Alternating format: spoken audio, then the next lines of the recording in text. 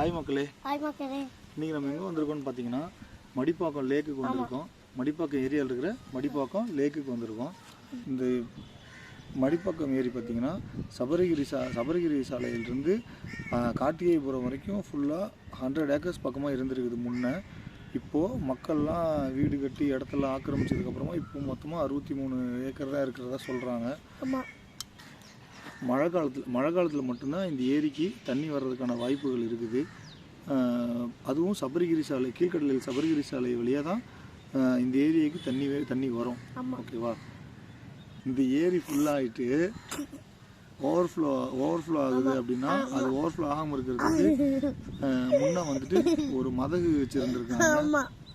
அது கிழக்கு சைடு மதகு இருக்குது அப்படின்றாங்க. அது வந்து எங்கே பார்த்தீங்கன்னா பள்ளிக்கரணை சதுப்பு நிலப்பகுதி இருக்குல்ல, அங்கே பள்ளிக்கரணை சதுப்பு நிலப்பகுதிக்கு அங்கே போய் கனெக்ட் ஆகிற மாதிரி இது கனெக்ட் பண்ணியிருக்காங்க.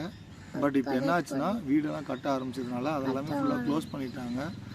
ஸோ இங்கே தண்ணி வந்து ஓவர்ஃப்ளோ ஆகிறதுனால போகிறதுக்கு வழி இல்லாதனால தான் இந்த சைடு ஃபுல்லாகவே மழை காலத்தில் வீடு சைடு ஃபுல்லாக தண்ணி நிற்கிறது. இதுதான் காரணம்.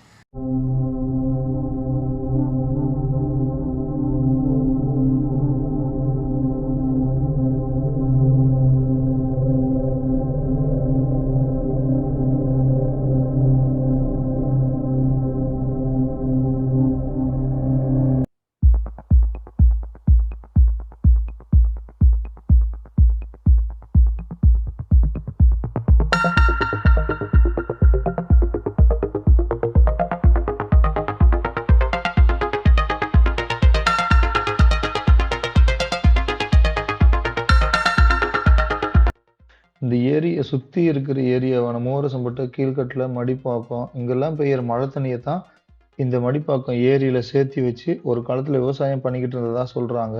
இந்த மடிப்பாக்கம் ஏரியாவுக்கு பெயர் காரணம் இருக்குதுங்க. மடிப்பாக்கம் பாக்கம் அப்படின்னா நெய்த நிலத்தூர் அப்படின்றாங்க. அப்படின்னா சீசைட் வில்லேஜ். அதாவது அப்போ இங்கிருந்த மக்கள்லாம் வந்து கடல் சார்ந்த தொழிலும் பண்ணியிருக்காங்க அப்படின்ற மாதிரி ஒரு வரலாறு இருக்குது. அதே மாதிரி மடி அப்படின்னா மீன் வலையை குறிக்குது. ஸோ இங்கிருந்தவங்க மீன் வளர்ப்புன்ற பிஸ்னஸை அது கூட பண்ணிட்டு இருந்திருக்கலாம். மடிப்பாக்கம்ல இவ்வளோ பெரிய ஏரி இருக்குது அப்படின்றது நிறைய பேர்த்துக்கு தெரியாது. இந்த ஏரியில் பார்த்தீங்கன்னா ஒரு சில இடத்துல நிறைய குப்பைகள்லாம் ரொம்ப அதிகமாக போட்டு வச்சுருக்காங்க. குப்பை, பேப்பரு, வாட்டர் பாட்டிலு இது எல்லாமே நிறைய போட்டு வச்சுருக்காங்க. இந்த மாதிரி குப்பை போடுறதுனால அந்த ஏரியில் ஒரு சில சைடு ரொம்ப பேட் ஸ்மெல்லாக இருக்குது. இதே மாதிரி இன்சிடென்ட் 2014 நடந்திருக்கு. 2014 என்னாச்சுன்னா ஏரியிலேருந்து திடீர்னு ஒரு பேட் ஸ்மெல் வந்திருக்கு. அப்போ மக்கள்லாம் போய் பார்த்துருக்காங்க. பார்த்த எல்லாத்துக்கும் செம்ம ஷாக்கு.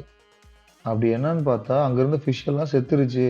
அப்படி தண்ணியில் என்ன தான் ஆச்சுன்னு சொல்லி வாட்டர் டெஸ்ட் எடுத்திருக்காங்க.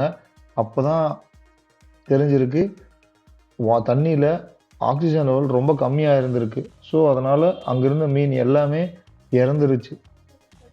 அந்த இன்சிடெண்ட்டுக்கு அப்புறம் என்ன ஆச்சு அப்படின்னா அந்த மக்களே சேர்ந்து அந்த ஏரியை க்ளீன் பண்ணி அதுக்கப்புறம் லயன்ஸ் கிளப் ஆஃப் மடிப்பாக்கம், அப்புறம் சபரிகிரி ஃபவுண்டேஷன் இவங்கெல்லாம் வந்து ஃபஸ்ட்டு ஏரியை க்ளீன் பண்ண ஆரம்பிச்சிருக்காங்க. அதுக்கப்புறமா கவர்மெண்ட் சப்போர்ட்டோட அந்த ஏரியை ஃபுல்லாக க்ளீன் பண்ணிவிட்டு அந்த ஏரியில் வந்து அந்த ஏரியை சுற்றி நடக்கிறதுக்கு நடைபாதை அமைச்சிட்டு அப்புறமா பக்கத்துலேயே கிட்ஸ் விளையாடுறதுக்கு ஒரு பார்க் மாதிரி ரெடி பண்ணி வச்சுருக்காங்க. ஸோ அதுக்கப்புறம் தான் மக்கள்லாம் நிறைய பேர் அங்கே வரவே ஆரம்பிச்சிருக்காங்க. மடிப்பாக்கம் லேக் வந்திருக்கோம். இங்கே வந்து தண்ணி தான் இருக்கும். இந்த பாய்க்கு தண்ணி எக்ஸசைஸ் பண்ணதும் அதுதான் ஜாலியாக இருக்கும்.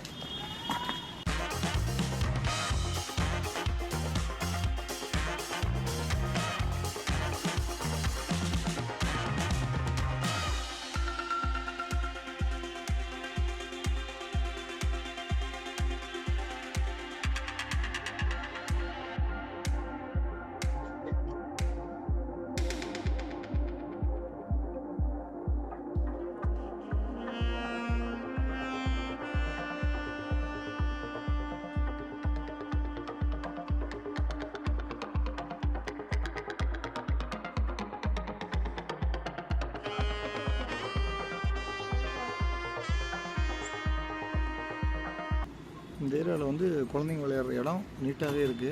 சரி பார்த்தீங்கன்னா இன்னமும் குப்பை, வாட்டர் பாட்டில், பேப்பர் எல்லாமே உள்ள குப்பையாக தான் போட்டு வச்சுருக்காங்க. இதை வந்து மறுபடியும் அந்த 2014 நடந்த இன்சிடென்ட் மாதிரி மறுபடியும் எதுவும் நடக்காமல் இருக்கணும். அப்படி இருந்தால் தான் இந்த ஏரி நல்லாயிருக்கும். ஏரியில் இருக்கிற மீன் எல்லாமே நல்லாயிருக்கும். அடிக்கடி கொக்கெல்லாம் வரும், அதெல்லாம் பார்க்கலாம். ஓகேவா? ஸோ இந்த ஏரியாவை சேஃபாக வச்சுக்கிறது யார் கையில் இருக்குது பவன்?